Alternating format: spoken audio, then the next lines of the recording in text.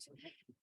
Hey guys, one of the last things for our conference, Leslie St. Jacques is going to do qualitative methods in healthcare research.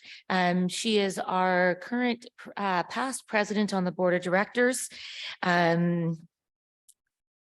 She's an experienced PA that has worked in perioperative neurosurgery, cardiovascular surgery, ICU, and in other intense clinical environments.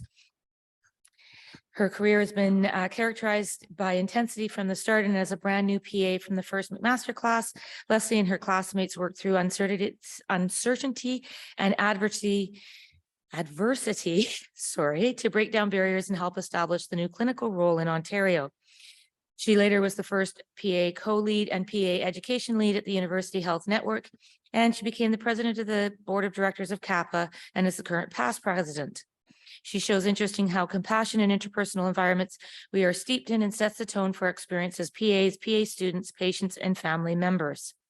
In addition to her PA life, she's a psychotherapist with a master's in social work and as a research assistant on faculty projects, and in her thesis research, Leslie has gained experience with qualitative research methods.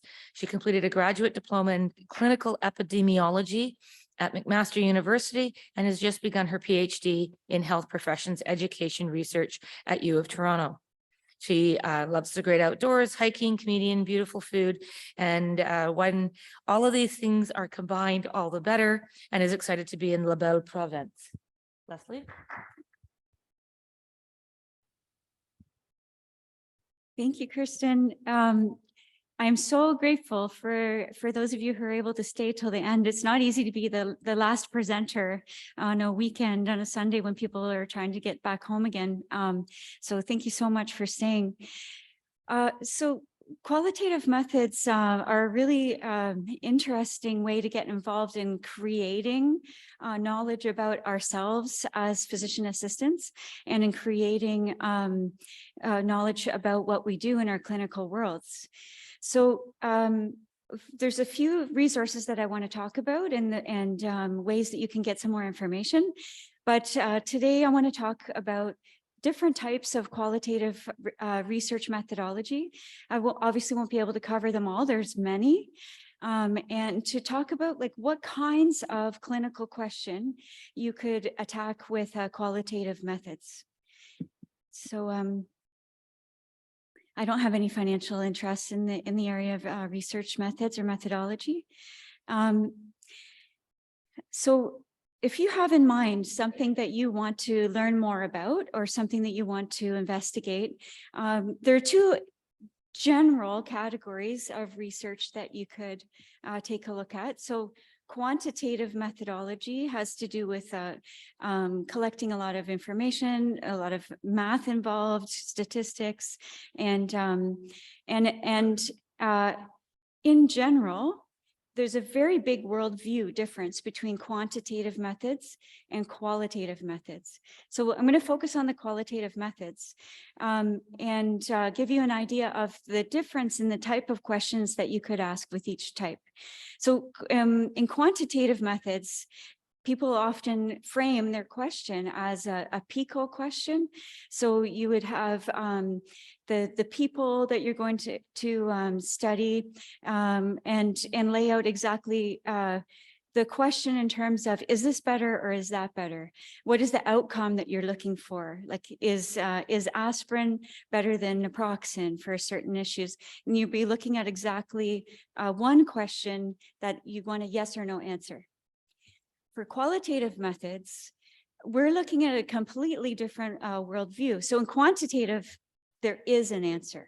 The thought is that there is actually an answer. And so that would be a positivist view on the world. Like there is a reality that is knowable. In qualitative methods, there's more of an awareness of people contributing to the meanings about things, to people contributing to the construction of knowledge or construction of reality. And so it's really an excellent way to frame a question that is more about like, what is the meaning of this? Or why is this happening? Or what are the experiences of patients that we put on aspirin as opposed to naproxen? It's more of a question about what's it like? So the difference between the two worldviews is sometimes called between objective, positivist, like there is a reality, and some variations on that. So sometimes there is a reality. The difference is how we're approaching that reality, but it's this standard scientific method that we learn in science classes, where you're laying out here's my theory, here's the exact methods I'm going to find to figure it out. And it's great for those yes or no questions. But the constructivist side is very good for looking at more nuanced situations, like what's it like to be a PA? What's it like to be a PA at a conference? What's it like to be involved in certain types of activities? So it's quite easy to find if you haven't done a lot of research yet and you want to, or if you are looking at different methods than what you're used to, very easy to Google these kind of things. And I hope that this presentation will give you some of the words to help you to find information later. So this is an article that is a good place to start about what makes qualitative research good. So some of the key methods that I'd like to overview today, the big ones that are really commonly used, grounded theory, ethnography, phenomenology, and critical discourse analysis. And we'll look at, in general, an overview of what is involved in a qualitative project, very bird's eye view on that, and then talk about if you have any thoughts about what type of questions you'd like to pursue that are more flavorful than a yes or no question. So why, as PAs, why would we put in the effort to be involved in research? Well, first of all, if we're talking about the construction of reality, who do you want to be making decisions about PAs, what PAs are, what PAs do, what our value is? And there has been some really great literature actually by some of our PAs in Ontario about what value are we bringing to different settings. And we had some examples of that with the research project that was presented yesterday about PAs in primary care. So as PAs, we can contribute to the knowledge of what we are and what we bring. Other reasons to get involved is in your own clinical area. When you get involved in research, you go deeper into your subjects. You find out what a lot of the things that you didn't even know that you didn't know, because you're getting deeper into the subject. You become more of an expert in your clinical area. People start to look to you, like to be able to look up things, to be more of a niche expertise in your area. And for me, I really felt like when I started to be involved in research and even conferences and things where you're looking at your subject matter, that there's a real sense of ownership. Like I own this area. I don't just work in this area, but actually there's a piece of it that is much deeper and intense for me. And then some other aspects that you might want to look at, are there any problems in the workplace that you're in? Or do you know of problems in other workplaces where you'd like to look at what's happening there that you could contribute to hopefully fixing the problem? And one study that I'm thinking of has to do with tribalism in medicine, where people, they take on their own clinical area, like emergency doctors versus internal medicine doctors, and the types of controversies that happen when emerge is full, the internal medicine ward is full, and so there's always a tension there about are we going to admit this patient? Who's going to admit this patient? And there's been some studies of how the conversation about where is this patient going to go can be molded. And there's one very notable study called, let me think of it now. It was failure to cope. As failure to cope became a very important diagnosis that allows people to get admitted when that might not actually be the case, but it's a good umbrella term that helps to navigate the tension between the physicians figuring out the disposition situation. So yeah, it's quite interesting how we create things with the research that we do. We create ways of understanding, and sometimes we create solutions. So qualitative methods are becoming increasingly used in health-related research. And some of the ones that I'm going to overview today are really useful also for education research, and that have really taken on a life of their own recently. Additional ways for health researchers to explore and explain the context in which the healthcare provider and the patients function give us a better idea of exactly what we're doing in our work. So there's no rules about what subject you might decide to delve into. It's totally up to you. And if you're going to spend a lot of time on a project, which most projects take a lot longer than you would think, try to find something that really speaks to you, so that important to you and that matters to your own interests and your own work, because it will be a great investment of time. But you want it to be a very worthwhile investment of time that helps you to learn and to feel there's something meaningful about it. So I just put a few examples here about things that you might consider, like, are you interested in some of the clinical issues at work, the work environment, or the relationships there, how we're teaching our students and the clerks that are coming through, how we learn. So there's been quite a few studies of surgical skills training and teaching, and what are the most effective ways to teach it? What are the best methods for learning? How are we retaining information? So these are all good things for qualitative methods.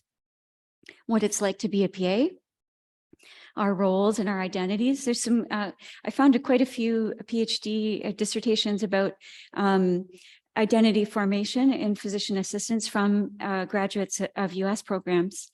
And then how we make a difference. I think this is somewhere that we need to really put some time in as PAs in Ontario and PAs all across Canada, of like, how are we making a difference? Let's find ways to prove that, and to be putting it into the literature of where we can help. I hope that you can read these, but in general, these are some types of questions that are answerable with qualitative methods.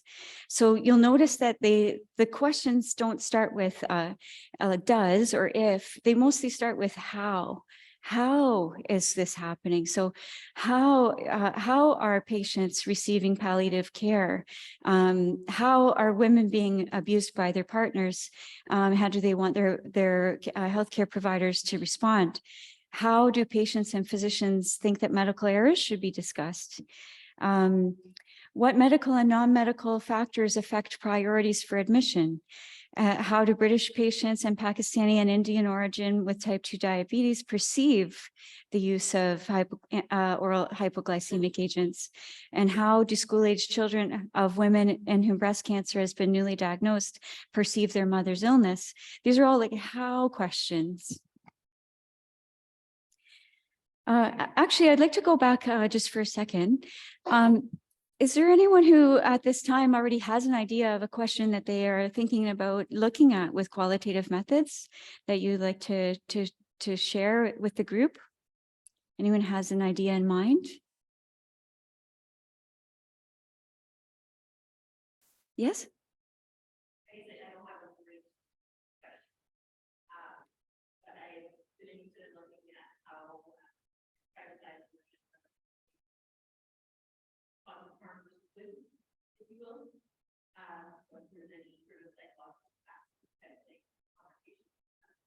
That's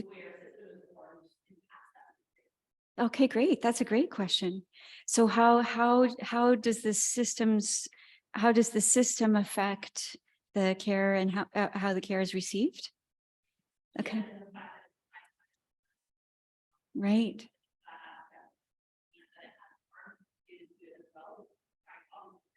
Mhm. Mhm. Okay, great. Well, that's a great start. That's a really great start. And sometimes when you have a question in mind, it takes a long time to like writing the question, rewriting the question, figuring out what's already been studied, where would you like to really pinpoint? Because I'm hearing in your question, there's more than one aspect that sounds quite intriguing. So, okay. Thank you. So these are the four main theories we're going to talk about. So in grounded theory has its roots in symbolic interactionism. So the symbols that we use to explain what something is, meaning is constructed and understood in interaction with others. The structures and the implied or explicit codes of conduct are important to grounded theory, and interactions unfold and we try to figure out their meanings. So in grounded theory, you don't start with a theory, and in some qualitative methods you do, but in grounded theory, you're starting with data. And then from the data, you're looking at what is emerging from the data and how is that going to explain what's happening here. So you try to go into it without having preconceived notions, and you pull from it what you can. So the goal of grounded theory is to study the environments that social processes take place in, to develop an explanatory theory of what's happening in that setting. And there's a 4 C's way of organizing thinking about grounded theory, which is causes, the context of what's happening, contingencies, consequences, covariances, and conditions. So you're looking really for the development of a brand new theory, or the revision and expansion of an older theory sometimes. And here's an example research question. What factors impact residents' preferences for learning on a rotation? And the outcome that you might be looking for would be to build a theoretical model describing how the individual, contextual, or teacher-related factors impact the resident's preference for learning. And there's a further development of grounded theory in which you're incorporating how you as a researcher, very deeply incorporating what are my values that I brought to that research, and focusing on the construction of the research project and focusing on how what you bring to it helps to form the project itself. And it's also known as reflexivity. How do the researchers' values and life experiences influence the research process to situate their research in the social and historical conditions of the production? And here's an example of a grounded theory research. It's not just time off, a framework for understanding factors promoting recovery from burnout among internal medicine residents. Ethnography is probably something that you've heard of before. Ethnography has changed a lot over the years, where it's coming from the field of anthropology, and has a lot to do with culture. And so in the old days, people would go to a place that's very unfamiliar to them and study by immersion, spending a lot of time in that setting to get a sense for what is it like to live in that culture, a culture that is very different from my own, and to try to figure out what are the meanings in this culture, what is it like to live here, what is it like to be here, and to really make it new discoveries about what's it like in other places. But nowadays we can study in our own situations, in our own workplaces. We can use ethnography to examine, for example, what's the culture like in the operating room? What are the interactions like, the culture? What are the people like? How do people interact? What's it like to be a surgical resident? And study that as your cultural setting. So there's been a lot of growth in the field of ethnography, but it still has a big focus on culture. And it's very intense. It's not like you can just go hang out in the operating room for a few days and get a sense of what it's like. They're talking about 6 months, spending 6 months as an observer there and getting a sense for what it's like by really being immersed in it. So it's quite a commitment. To do the rigorous levels that you might expect from really good ethnographic research, the person would be studying in different ways. So taking a lot of notes, maybe they would also computerize those notes so they can analyze them later. Interviews, they might be interviews, spur of the moment, conversations with people, anything that you can get from that setting to help inform your thoughts about what is it really like, what's the setting like. So it's quite detailed. People spend a lot of time making field notes and also making notes about their thoughts and their feelings about the situation at the time. So thick description, describing it in as much detail as possible, and also going beyond the observing and describing to find the meanings of things. So your purpose as an ethnographer is to develop an in-depth understanding of the culture and the context from the point of view of one of the people who spends all their time there, not necessarily from your own point of view. So how do the residents experience learning in the context of the learning culture in the clinic rotation? So you're not looking for your own views of what's it like to come to a PA conference in Quebec City. Myself, I might be looking at, what's it like for the people who are attending the conference in general, or what's it like to be at the conference in general, not necessarily myself. So phenomenology is very, very deeply rooted in philosophy, Heidegger and Husserl, and phenomenology at its core, there's the idea that yes, reality does exist, but we're looking at what are the meanings of the experiences in that reality. So it's all about meaning and learning about the essence or the core of the experience. Phenomenology also talks about thick description and close analysis of the lived experiences of the people and the situations being studied. How is meaning created through embodied perception? And it also looks at what are the taken for granted assumptions of things that are happening around us all the time that maybe we think we know, but maybe we don't actually know. Things that might actually not have clarity to them. And for as an example, maybe we would look at compassion, which I talked about yesterday, about what does that mean? What's the actual meaning of compassion? What's it like to be compassionate? Discourse analysis is a very interesting methodology that comes from studies of linguistic studies, literary criticism, and semiotics, which is semiotics is signs and symbols and their uses. It's all about language. How do we describe things? And so you could be using an archive of texts. You could be using an archive of your interviews that you've conducted.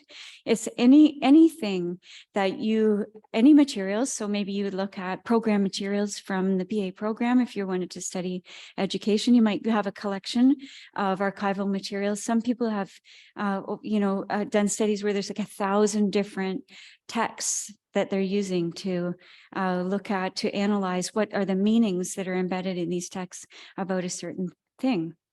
So it also looks at power And so Michel Foucault, who's one of the theorists that is really, really influential in the field of discourse analysis and very, very important to a lot of medical education or healthcare education research these days.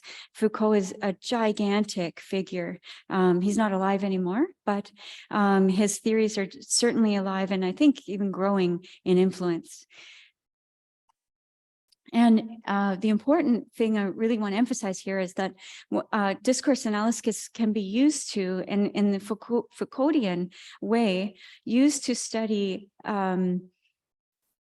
how language is used to reinforce power, to gain power, to change power. So when you talk about discourses, that's like ways of talking about stuff.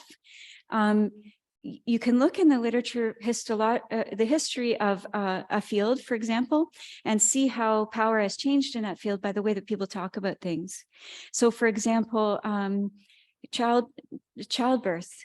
The difference in the power of the professions of midwifery versus medicine and then obstetrics, how did those things change over time? How are they talked about in different ways in the cultures of that time? And how did medicine become so much more powerful in that area by the use of language?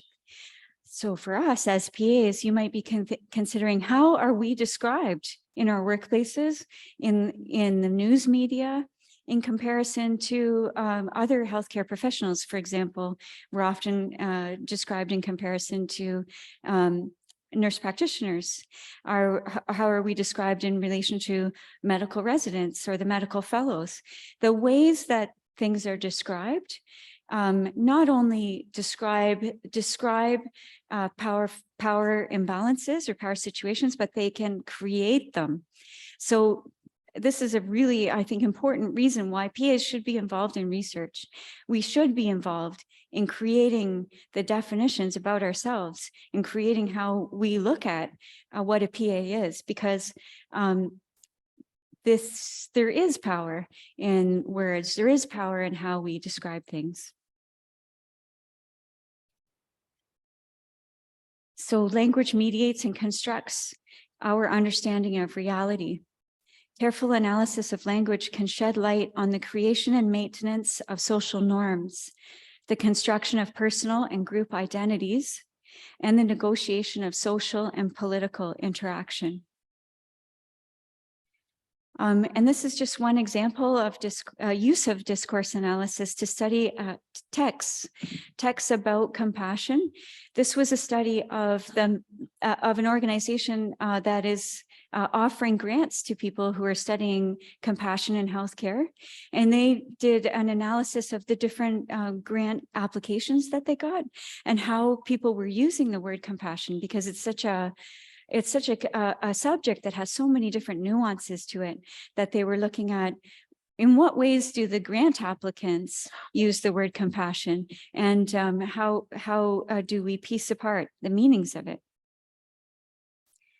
So in terms of qualitative research methods, there's some ethical issues that are important to consider. For example, there's procedural ethics, like are we consenting people to be involved in our research through the research ethics boards in the way that we should. But there's also ethics related to how do we protect and care for those vulnerable people that we are studying? And to be clear, every single person who offers to be involved in a research study is vulnerable. Whether you're a medical resident who might later see a quote that accidentally identifies you in a room of your colleagues, and then the people now they know what you said in confidence that you never expected to be linked to you somehow. And this actually happened to someone I know who had participated in a research study, made a comment, not a really bad one, but a comment about their supervisor, and then happened to be in the room watching the presentation of the results of the study with the supervisor behind them, clearly the supervisor was able to identify themselves in that comment, and so was the person who was a participant in the project. So it's uncomfortable. So no matter what we're filling out, whether we're filling out surveys or we're doing interviews, we are vulnerable when we are the participant in the research. And so this is really important to consider. In what ways are we protecting the people that we're doing research with and on?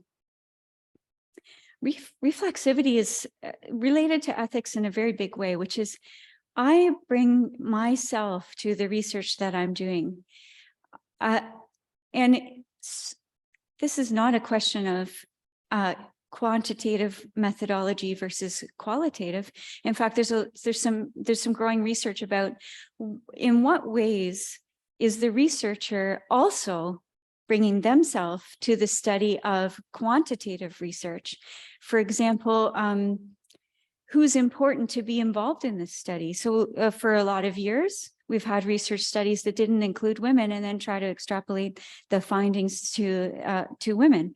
Or similarly, in the decisions that we're making about who we will be asking to provide information for our studies, or who is going to be involved in the trials, things like that really make a difference. And so your biases make a difference in the interpretation of your data and how you handle it, whether it's quantitative or qualitative.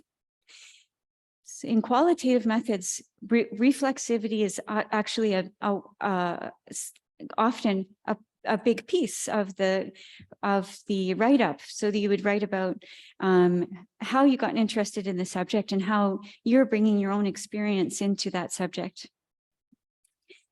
And the quote that I have here is our values, norms, and concepts are ingrained in our research.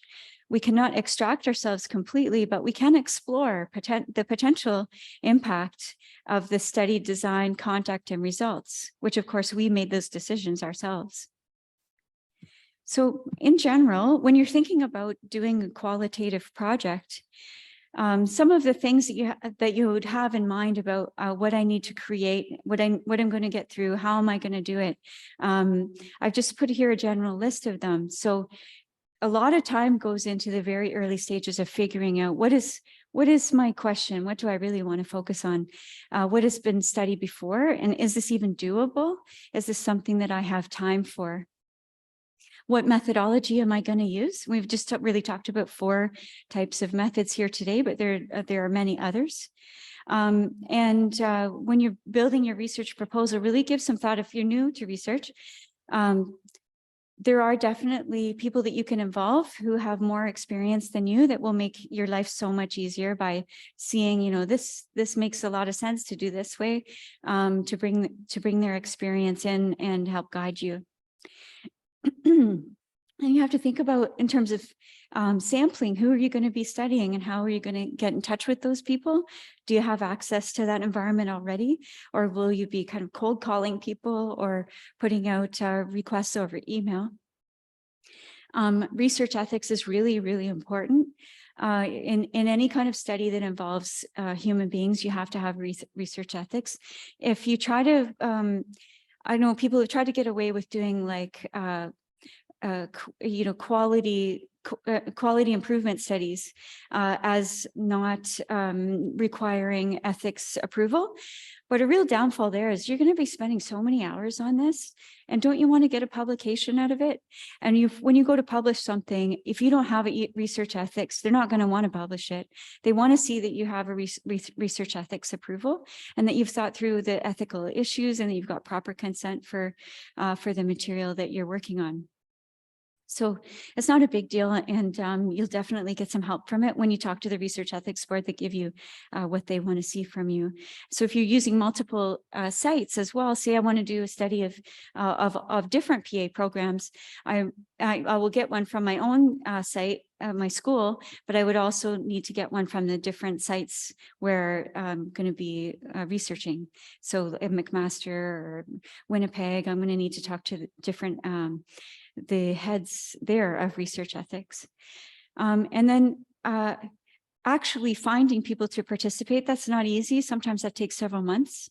And there's different ways that you can do it. So you could decide purposively, they say, that I really want to know from this specific category of healthcare worker. So I'm going to directly target that exact workplace, this exact group of people there. Or perhaps you have a wider way. So maybe you're going to send out an invitation to all the PAs across Canada through CAPA, and send an email through CAPA, maybe have people who want to put themselves forward. Or there's another version called snowball sampling or convenience sampling, where you have some people who are already interested, and then you say, do you think there's anybody else I should talk to here? And that's a really common way in ethnography in particular, to be asking who else is in this setting that you think, you as a participant in the research, think I should also talk to. So you start to snowball the list of people that you're talking to. And then coding refers to when you have all of this data, or as you're creating it, like in some types of research, you're not just collecting data and then at the end you're going to analyze it. Maybe you start analyzing right from the very first interview that you do. So coding can be done the old-fashioned way by highlighting your typed out interviews, highlighting, going through it with sticky notes and stuff. But there's much easier ways to do it now, using programs such as NVivo, where it will help you to organize all your materials. And if everything is digitized, it's so much easier to be able to pull themes from all of your different materials, to be able to figure out how are things fitting together. Is there ideas that are emerging from this that are kind of like bubbling up that you can start to put into categories and create some semblance of order in the massive amount of data that you're going to have. And then the last stage, of course, second last stage would be writing it up, making some decisions. And of course, this isn't ever final at that stage, because you want to talk with some of your participants, anybody who's still willing to give you an idea of, when you have it all said and done, and you think that you have a really good basis of what it is that you've studied and what are the answers here that you think make sense. Sharing it with the people who participated is a really wise idea, because they might say, this does not make sense to me at all. This is absolutely not what I intended. I don't think this fits for me. And then it will help you to think through and decide, do I need to do any more revision here? So you're checking with the people who are involved, like, what do you think? Am I on the right track? And sometimes that can lead you to further research or different ideas in how you're writing. And the last thing I wanted to emphasize here is that we're asking people to be part of our research. It's an investment of their time. It's a real, it's an investment of their emotional vulnerability as well. And it matters. It matters that they gave us something, and it matters that we can also give back. And we can also give back in terms of how we hope to make a difference in the world for the people that we're studying, how we are taking care of what matters to them.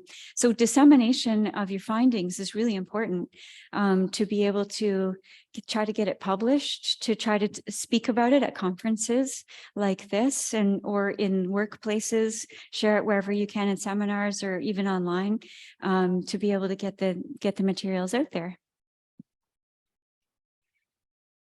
So just to summarize, the four main categories of methodology that we looked at are grounded theory, ethnography, phenomenology, and discourse analysis, and taking a look at, in general, the bird's eye view of what will go into your project. So now that we've talked about that, I want to ask, has anyone thought of anything that they feel like they might want to look at in terms of a clinical question that's coming up for you at work, or something that you care about, maybe in a situation that you've been in as a care receiver or as a family member? Anything on your mind that you're thinking about how you might look at that?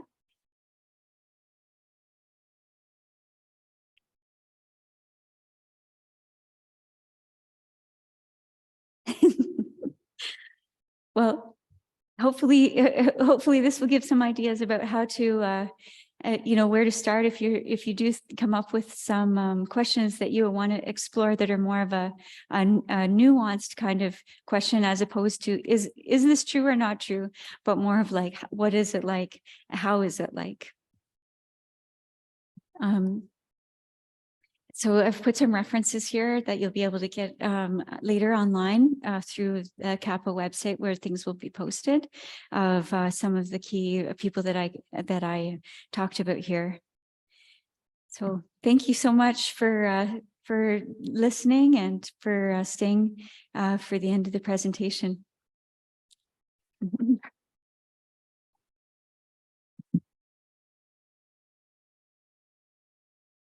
So instead of putting here, like, is there any questions? I was thinking, in research, we never really have an answer that we feel is to the final total answer.